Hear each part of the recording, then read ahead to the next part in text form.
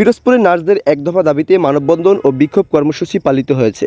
বাংলাদেশ নার্সদের এক দফার দাবিতে পিরোজপুরে মানববন্ধন করেছেন পিরোজপুরে কর্মরত নার্স ও নার্সিং ইনস্টিটিউটের শিক্ষার্থীরা। বৃহস্পতিবার 19 সেপ্টেম্বর বেলা 11টায় পিরোজপুর জেলা স্বাস্থ্য কমপ্লেক্স ও পিরোজপুর নার্স ইনস্টিটিউটের সামনে এই মানববন্ধন কর্মসূচি পালন করা হয়।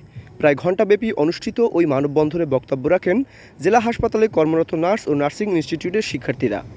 সমাবেশে বক্তারা বলেন, ডিপ্লোমা স্টুডেন্টদের প্রাণের দাবি diploma in nursing science and midwifery ও ডিপ্লোমা ইন মিড ওয়াইফারি কোর্সকে ডিগ্রি সমমান করার জন্য জোর দাবি জানিয়েছেন। মানববন্ধনে বক্তব্য রাখেন নার্সিং কর্মকর্তাদের প্রতিনিধি মোসাম্মদ মনোয়ারা পারভিন এবং ছাত্র প্রতিনিধি মিজানুর রহমান।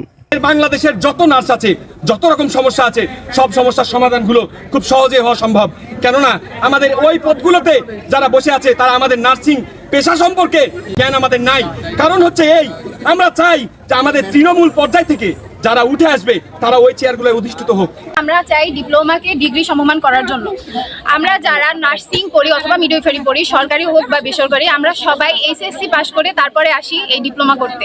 তাতে আমাদের 3 বছর সময় লাগে। এরপর এমনকি আমাদের কোনো যদি উচ্চ পদে যেতে চাই আমাদের তার জন্য পোস্ট বেসিক কোর্স করা লাগে, যেটা দীর্ঘমেয়াদী 1 বছর বলা যায়।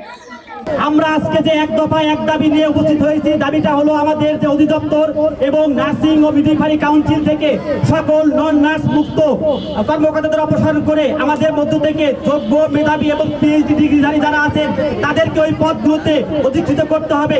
অধিদপ্তর সংস্কার চাই, অধিদপ্তর সংস্কার চাই।